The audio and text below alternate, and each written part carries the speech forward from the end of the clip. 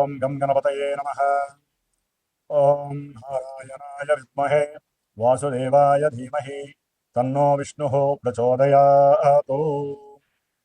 మీనరాశి వారికి జూన్ 15వ తేదీ నుండి జూలై 15 వరకు కూడా షష్ఠాధిపతి అయినటువంటి సూర్య భగవానుడు మిథున రాశిలో సంక్రమించి చతుర్థ స్థానంలో తన యొక్క సంచారం జరిగేటప్పుడు, అట్లాగే కుజ భగవానుడు మీనరాశి వారికి ద్వితీయంలో నుంచి ఈ నెల 20వ తారీఖు తర్వాత తృతీయ స్థానంలో అఖండ విజయాలను, ముఖ్యంగా పంచమంలో ఉన్నటువంటి గురుడు, పంచమంలో ఉన్నటువంటి శుక్రుడు, అట్లాగే 22 తర్వాత వచ్చేటటువంటి బుధుడు 5వ స్థానం కోణస్థానంలో లక్ష్మీ స్థానంలో మరి ఈ యొక్క బుద్ధిని, జ్ఞానాన్ని, తెలివితేటల్ని పెట్టుబడిగా పెట్టి ఉన్నతమైనటువంటి లోక జ్ఞానాన్ని, విషయ పరిజ్ఞానాలని, చదువుకున్న జ్ఞానాన్ని వీరు గనక ఏకాగ్రత, భక్తి శ్రద్ధలతో, దైవానుగ్రహంతో, మంచి సృజనాత్మకత శక్తితో సరైన ప్రణాళికలను ఏర్పాటు చేసుకొని వీరు ఒక సంకల్పాన్ని అనుకొని అది కష్టమైనా నష్టమైనా సరే దాని యందు సరైనటువంటి ప్రగతి సాధించాలి, అఖండమైనటువంటి లక్ష్మీ ప్రాప్తిని, నాకున్నటువంటి సౌకర్యాలు అంటే ఒక గృహాన్ని కొనుక్కోవాలి,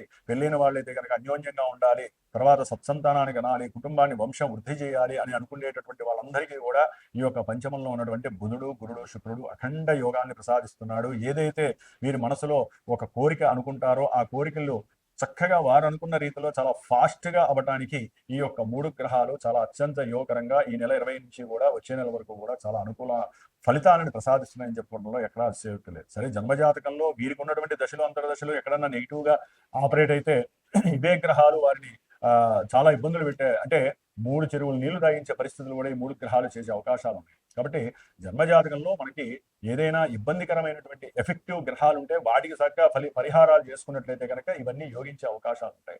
ముఖ్యంగా జన్మ రాశిలో మీనరాశిలో ఉన్నటువంటి శని భగవానుడు వీరి యొక్క ఆరోగ్యం పట్ల సరైన శ్రద్ధ తీసుకోకపోతే వీరు అనుకున్న కార్యాలన్నీ కూడా ఇబ్బందులు పారై ధనపరమైనటువంటి విహీనత్వము, వీరు ఏదైనా అప్పు చేసి బిజినెస్ పెట్టినా, అప్పు చేసి ఏదైనా కార్యక్రమానికి కానీ అంటే అప్పుతో ముడిపడి ఉంది ఈ యొక్క మీనరాశి వారికి, దాని పరంగా వీరు ఎక్కువ ఇబ్బందులు మానసికంగా పడిపోవటము, దాని ద్వారా అవతల వ్యక్తులతో మాట్లాడే పరిస్థితి లేక కుటుంబంలో సమస్యలు, లేకపోతే పరిచయమైనటువంటి వాళ్ళతో కానీ ఫ్రెండ్స్తో కానీ అన్నదమ్ములతో కానీ సరైనటువంటి వ్యక్తిత్వం లేక నోటి మాట కూడా సరిగ్గా వారితో మాట్లాడక విభేదాలు సృష్టించుకునే పరిస్థితి తండ్రితో కానీ కుటుంబంలో కానీ.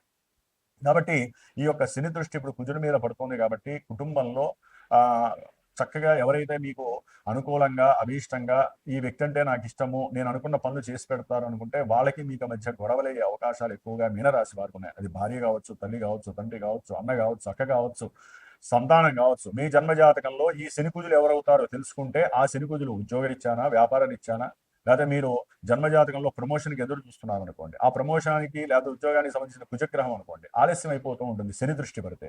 అట్లాగే వివాహపరమైనటువంటి ఏదైనా యోగం గురించి మీరు ఎదురు చూస్తుంటే జాతకరీత్యా అది అనుకూలంగా ఉంటే శని ఇప్పుడు చూస్తున్నాడు కాబట్టి వివాహపరంగా ఆలస్యం అవ్వచ్చు. ఏదైనా ధనాన్ని మీరు అప్పు తీర్చేద్దాం అనుకుంటే జాతకంలో గనక అప్పు తీసుకునే పరిస్థితులు కనుక ఉన్నాయనుకోండి దశలో అంతర్దశలో, ఇప్పుడు ఆ అప్పు రావడానికి కూడా మీకు అవసరానికి శని భగవానుడు ఇప్పించడు. అట్లా జన్మరాశిలో ఉన్నటువంటి శని ఆయన యొక్క దృష్టి పడినటువంటి గ్రహానికి ఇబ్బందులను కలుగజేసే పరిస్థితులు ఉంటాయి. దాన్ని ఏలినాటి శని దోషము అంటారు. దాని తోడు 12వ స్థానంలో ఉన్నటువంటి రాహువు కూడా నానా రకాలైనటువంటి నరకాలని ఇబ్బందులు కలుగజేస్తూ ఉంటాడు. కొంతమందిని అవసరం లేకపోయినా ఉద్యోగరీత్యా విదేశాలకు పంపిస్తాడు. నాకు వద్దురా నాయన ప్రమోషను, నేను స్వదేశంలో ఉంటానన్నా కూడా లేదు, నువ్వు వెళ్తేనే నీకు ఉద్యోగం లేకపోతే లేదంటారు. కొంతమందికి అయితే ఉద్యోగం లేక ప్రమోషన్స్ వస్తాయనుకోండి రాలేక లేనిపోని రాజకీయాలు జరిగి ఉద్యోగంలో అసలు వీరు చక్కగా వీరి పని వీరు చేసుకుంటూ ప్రశాంతంగా వెళ్ళిపోయేటటువంటి వాళ్ళ మీద అభాండాలు వేసి వీరికంటూ ఒక మాయాజాలం సృష్టించి వీరు మంచివారు కాదు, వీరి ఈ యొక్క చెడు పని చేశారని వారి మీద లేనిపోని అభాండాలు వేసి ఈ మీనరాశి వారిని లేనిపోని చెరసాలలో లేదా పోలీస్ స్టేషన్లకి తీసుకువెళ్ళి కోర్టులో కేసులు వేసే పరిస్థితులు కూడా ఉద్యోగరీత్యా వీరికి కనిపిస్తున్నాయి. కాబట్టి ద్వాదశంలో ఉన్నటువంటి రాహువు చాలా ఇబ్బందికరమైనటువంటి పరిస్థితి, మానసిక సంక్షోభాన్ని, అనుకున్న పనులు కోరిక కలిగినటువంటి పనులు, అనుకున్న పనులు ముందుకు వెళ్ళనీయకుండా నిరుత్సాహాన్ని, నిర్లిప్తతని కలుగజేసి లేనిపోని సంక్షోభాన్ని గురి చేయడంలో రాహువు అనేటటువంటి వాడు ఉన్నారు. అట్లాగే వీరికి ఈ యొక్క మీనరాశి వారికి తృతీయంలో ఉన్నటువంటి కుజుడు 6వ స్థానం మీద ఇతని యొక్క దృష్టి పడడం, 6వ స్థానంలో ఉన్నటువంటి కేతువు ఆ కుజుడు కేతువు యొక్క దృష్టి అంటే కుజుడు కేతువుని చూడటం ద్వారా స్థిరమైనటువంటి ఉద్యోగ ఆలోచనలు చేసే వాళ్ళకి, ఉద్యోగ ప్రయత్నాలు చేస్తూ ఇంటర్వ్యూలకు వెళ్ళిన వాళ్ళకి మీ యొక్క సంభాషణల ద్వారా మీకున్నటువంటి ధైర్యము, సాహసము, పరాక్రమము, వీరోచితమైనటువంటి ధర్మము, ధైర్య సాహసాలు ఇవన్నీ కూడా అవతల ఆఫీసర్స్కి నచ్చి వారు కంఫర్ట్ జోన్లోకి వెళ్ళి మీకు శీఘ్రంగా ఉన్నత ఉద్యోగ ప్రాప్తి కలుగజేయడానికి కుజుడు, కేతువు మీకు చాలా అనుకూలంగా ఉన్నారు. మీనరాశి వారికి గుర్తుపెట్టుకోండి. అంటే గురువుగారు ఇందాక మరి ఉద్యోగపరంగా ఇన్ని సమస్యలు చెప్పారు, ఇప్పుడు ఉద్యోగం వస్తుందంటారంటే దీన్నే మనము జన్మజాతకము అంటారు. ఇవన్నీ ఏంటంటే అండి, ఒక్కొక్క గ్రహము గోచారంలో ఈ యొక్క ఫలితాలను ఇస్తుంది. ఇవన్నీ మూటగట్టేసి మీకు ఒకటే మాత్రమే చెప్పగలం.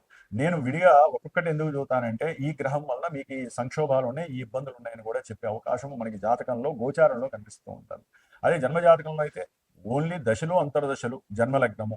కాబట్టి అవి ఇచ్చే ఫలితాలు ఏంటో అవి మాత్రమే మీరు తెలుసుకొని అప్పుడే పరిహారాలు ఆచరించాలి. గుర్తుపెట్టుకోండి.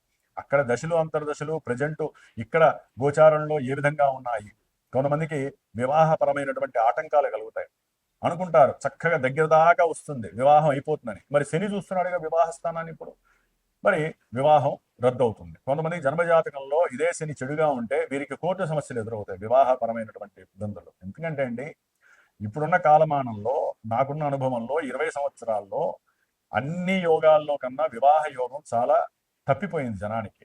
సరే, వివాహం చేసుకొని ఆనందంగా ఉంటున్నారా అంటే 1 ఇయర్, 2 ఇయర్, కొంతమంది 2 నెలలు, 3 నెలలు. మరి అహంకారము, దర్పం అంటే అది అంతకుముందు ఉంటాయి, వివాహం అయ్యాక ఉంటాయి.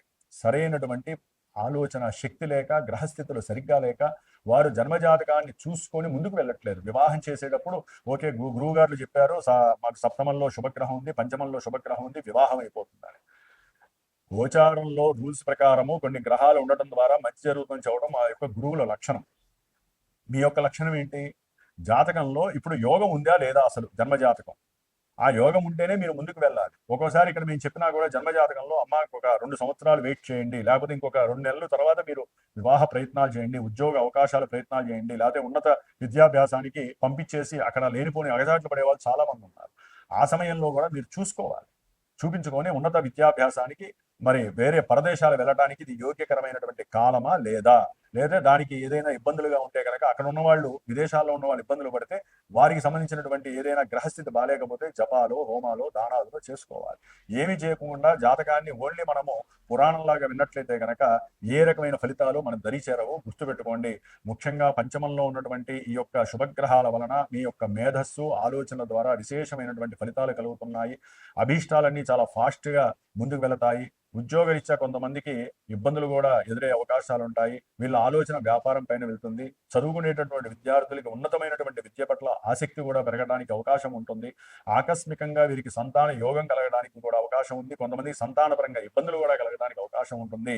కాబట్టి మీనరాశి వారికి శని, రాహు, అట్లాగే రవి, సూర్యుడు 4వ స్థానంలోకి రావడం ద్వారా వీరు ఉద్యోగపరమైనటువంటి విషయాల రీత్యా కొంత కంఫర్ట్నెస్కి వేరే ప్రదేశానికి మార్పించుకోవటము, లేకపోతే అంటే ఎక్కడో దూరంలో వేరే రాష్ట్రంలో ఉన్నవాళ్ళు, వేరే జిల్లాల్లో ఉన్నవాళ్ళు ఇప్పుడున్న కాలమాన పరిస్థితుల్లో మా యొక్క సొంత ఇంటికి దగ్గరలో ఉండాలనే ఉద్దేశంతో ఏదో రకంగా కాస్త ధనాన్ని ఖర్చు పెట్టడము, ఉద్యోగాల్లో వీరికన్నా పై అధికారులతో కాస్త సంప్రదింపులు జరిగి వీళ్ళ యొక్క అనుకూలమైన పరిస్థితులు తెలియజేయడం ద్వారా ఉద్యోగాదుల్లో కాస్త మార్పులు జరుగుతాయి. కొంతమంది మూర్ఖుడు ఉన్నారనుకోండి ఉద్యోగస్తుల్లో, వారికన్నా పెద్ద అధికారి, అసలు వీరికి లేనిపోని అగచాట్లు కలిగజేసే పరిస్థితి కూడా ఉంటుంది. కాబట్టి ఏదేమైనప్పటికీ చతుర్థంలో ఉన్నటువంటి రవి పితృలతో సంబంధించినటువంటి ఆస్తుల విషయాలలో కొన్ని రసాభాసలు జరగడానికి అవకాశం ఉంటుంది. ముఖ్యంగా సౌఖ్యాన్ని కోల్పోయేటటువంటి పరిస్థితి, ఆత్మ నిగ్రహాన్ని, ఆత్మస్థైర్యాన్ని కూడా కొంచెం పక్కకి తీసుకెళ్లేటటువంటి పరిస్థితి రవిస్తాడు. కాబట్టి రవి, శని, రాహువు ఈ యొక్క 3 గ్రహాలు వీరికి అనుకూలంగా లేవు. కాబట్టి ఈ గ్రహాలకు సంబంధించిన స్తోత్రాలు, దానాలు చేసుకోండి. ఏదేమైనప్పటికీ జన్మజాతకాన్ని ఆశించి జన్మజాతకరీత్యా మాలాంటి గురువులు మీకు ఏదైనా సరైన సలహాలు ఇచ్చి దానికి సంబంధించిన దోషాలు ఉంటే ఆ పరిహారాలు చక్కగా ఆచరింపజేసుకొని అప్పుడు మీరు జీవితాన్ని చక్కగా సక్రమంగా ముందుకు తీసుకువెళ్లే ప్రయత్నాన్ని ఆచరించండి. సర్వే జనాః సుఖినో భవంతు.